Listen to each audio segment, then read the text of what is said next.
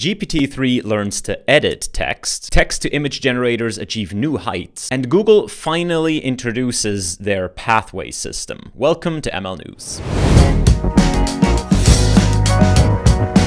Quick word from our sponsor, Weights and Biases. If you don't know Weights and Biases, you should definitely check them out. They are the best when it comes to ML ops. It's the entire package. They will automatically track your experiments, send everything to the cloud, track your models, your outputs. You can even give them your data sets. They tune your hyperparameters. They make everything shareable with your team and with the wider world. Is really cool. Today, I want to highlight this report that I found by Scott Condren. So it's a little bit of a showcase what you can do in a 1DB report. And what he's showing here is sort of a before picture where people took screenshots of TensorBoard log plots or even matplotlib plots. Now he made it a bit pixelish on purpose, but I've definitely seen things like this in papers. Crazy. But no more. With Weights and Biases reports, you can share your research with the highest quality available. So let's say you've tracked a bunch of experiments and you want to present the best ones. People can check them out interactively.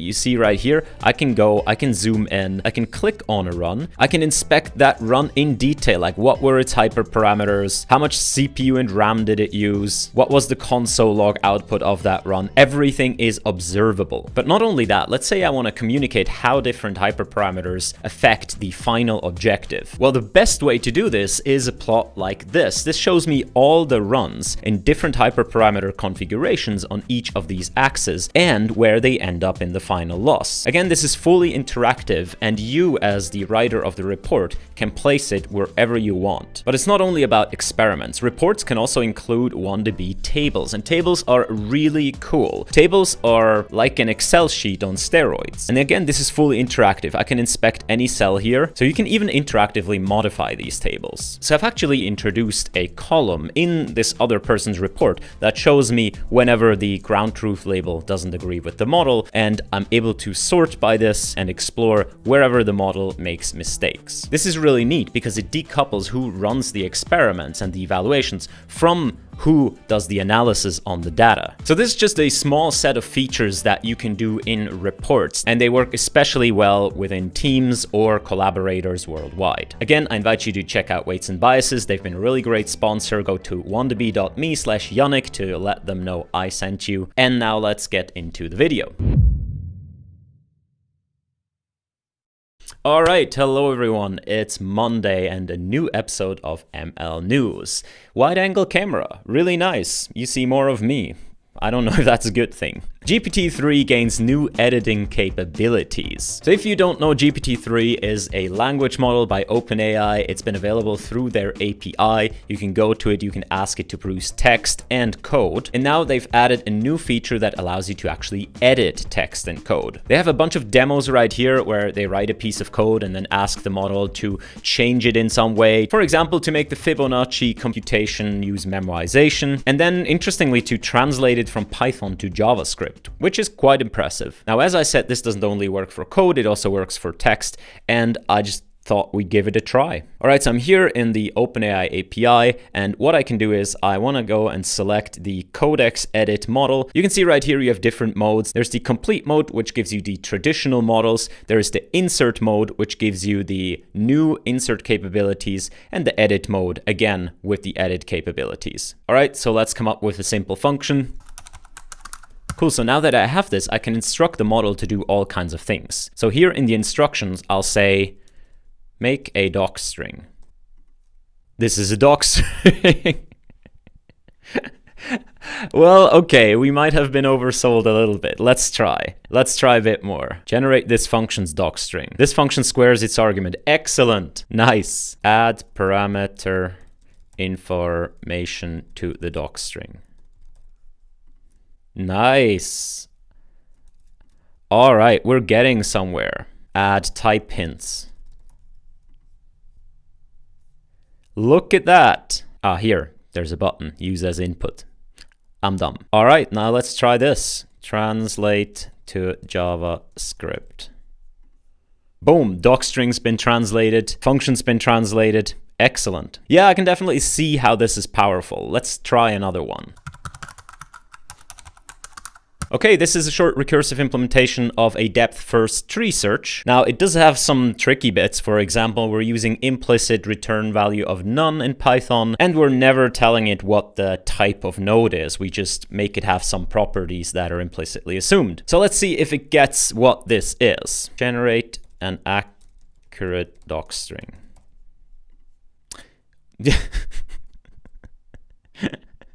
Add a docstring to the DFS function. Whoa! Whoa! Nice. Okay. Let's see if it gets the types. Add type hints. Woo! Okay. Very cool. All right, now the super challenge. Translate DFS from a recursive to an iterative algorithm. Yep. That's it. Very, very nice. Okay, there's one thing that I always wanted to do, but it's not in edit mode.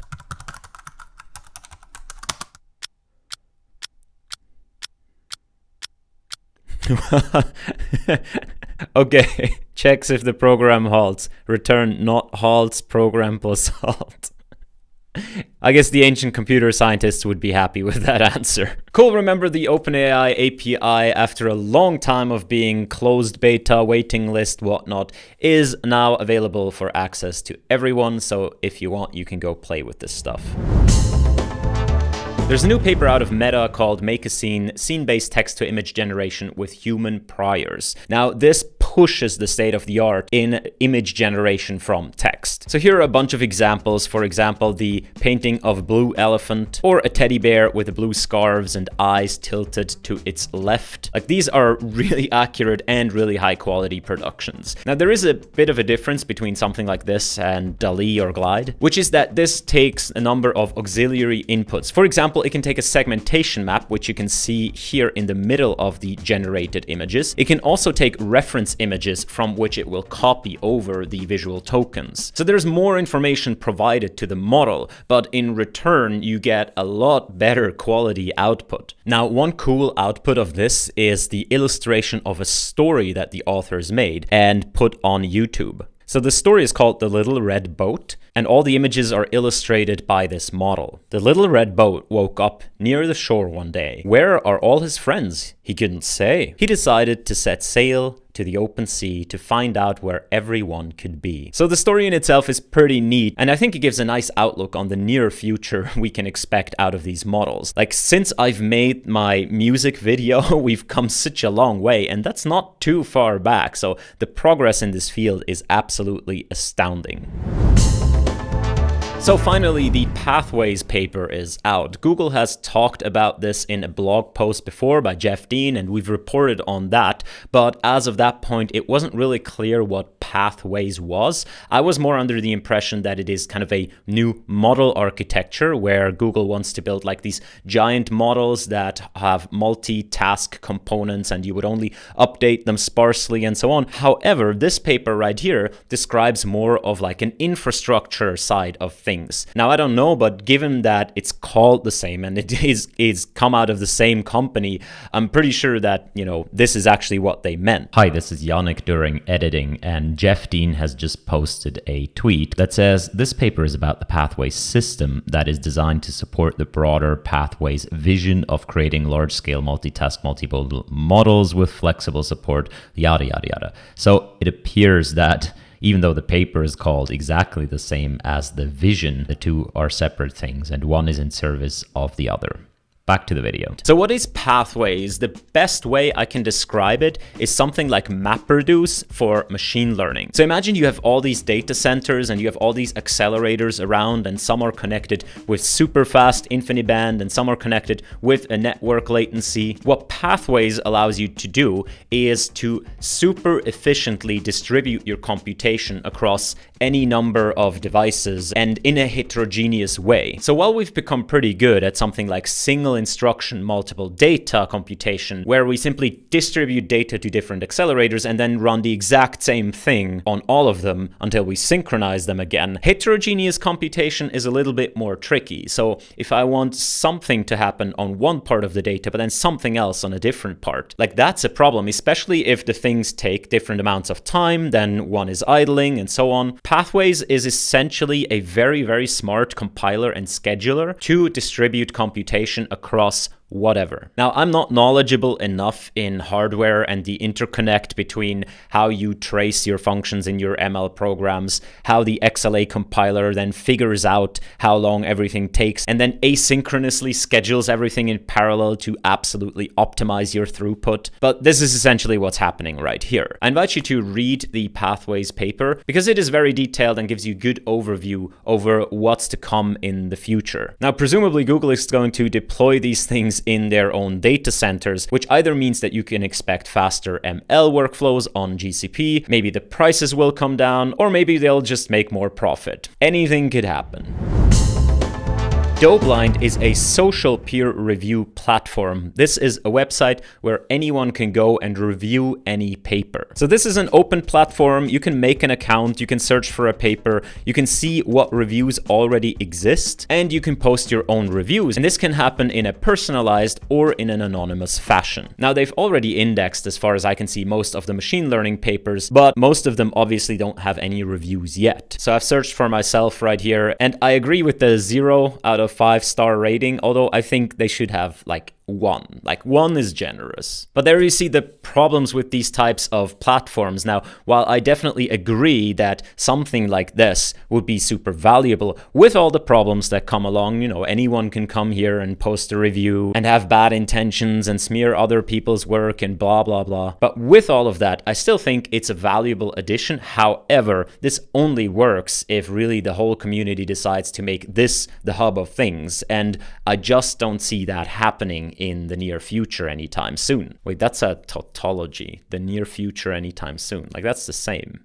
All right. So I'm definitely excited to see what happens with these platforms. This is not the only one, but it seems pretty cool. I have not yet seen any incentive here to cash in somehow on this, which makes me a bit more hopeful for this one. But what I'd really like to see is this being connected to something like Archive directly, so that I don't have to go to this website to get my reviews, but just the reviews somehow get aggregated from the whole internet to this platform. So when I write something about the paper on Twitter, then it might be aggregated here too. And therefore, you don't force the people onto a platform, but you simply grab what's out there about particular papers. Now, we've seen previously that something like Zeta Alpha tries to do this automatically, but there again, that's a different business model. So we'll see what happens in the future. I can't tell, but I do welcome good intended efforts to revamp the peer review system. This is an interesting paper, Clip meets GamePhysics. So this is a pretty simple method to use Clip to find bugs in video games. So people often upload buggy footage of video games to Reddit, and I'm sorry, that is a bit like, what did you do to that horse?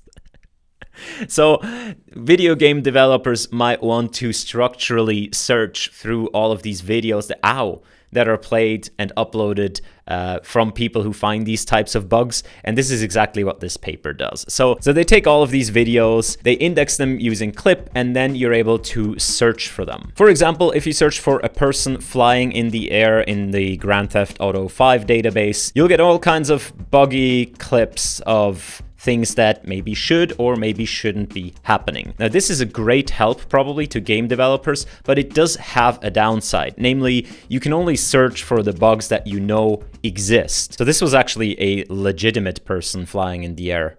Like I'm pretty sure that's what should happen. But let's say a user comes to you and says, well, all of a sudden my character was stuck in the air or stuck in a tree or stuck in a wall. What you could do is you could turn on the search engine and you could search through all of the footage of all of the people who played this game, whether or not something like this was happening somewhere else. Now, the usefulness of this obviously goes beyond video games. You could search any type of image or video footage through that. There are some shortcomings, as I said. said, you can only search for things that you know. And also right now, this is simply implemented as taking a bunch of frames and then running them through clip and searching across them. So you're not able to necessarily search anything that happens in a temporal fashion in the video. So it's not a true video search, it's more like a frame search. That all being said, pretty cool project. The dataset is released, so you can try it out for yourself. Another paper that has caught my attention is autoregressive image generation using residual quantization by KakaoBrain and Postech. This is another paper that pushes the state of the art in image generation from text. So the samples you see here are pretty neat, and they can be generated not only from text but also conditionally. For example, the top 2 pictures are conditioned on ImageNet classes. The bottom 2 pictures are produced from a text prompt. And the core of this paper revolves around a technique called residual quantization. Now, usually if you do vector quantization, what you want to do is you want to run your image through some sort of a downsampler, some sort of a feature extractor like a ConvNet or a transformer, and then at the end of that you quantize it into individual chunks, individual visual tokens. What this model does is, as it downsamples the image in the feature extractor, it quantizes at each stage, and then it remembers the residual of what it quantized. So it will end up with a multi-scale representation essentially of visual token plus whatever is needed to reconstruct the finer grained stage that came before it. So this can retain potentially a lot more information about the fine-grained structure of the image and enables these really high quality productions. Now, what's also cool is that the models are available. Specifically, there is a 3.9 billion parameter model available just for you to download. Now, how you're going to run it is a different question, but it is available.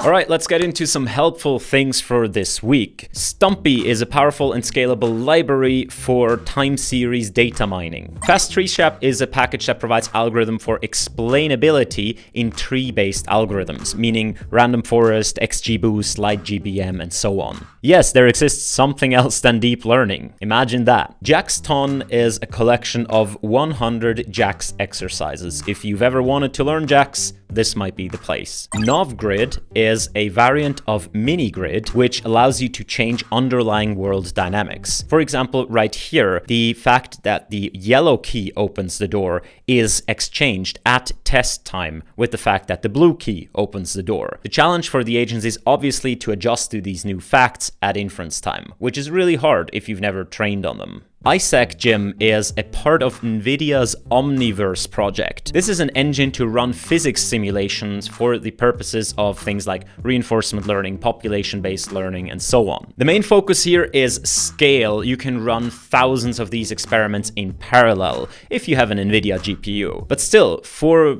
the fact that these are physically accurate simulations, it's pretty cool. On GitHub, they also have a repository with a bunch of benchmark environments for ISAC-Gym. Everything's available to download, check it out. And this was already it for ML News this week. It's been a bit of a slow week, but I hope you still had fun. If you like slow weeks, please subscribe. 1 subscriber equals 1 pathway at a Google data center. Until then, see you next time.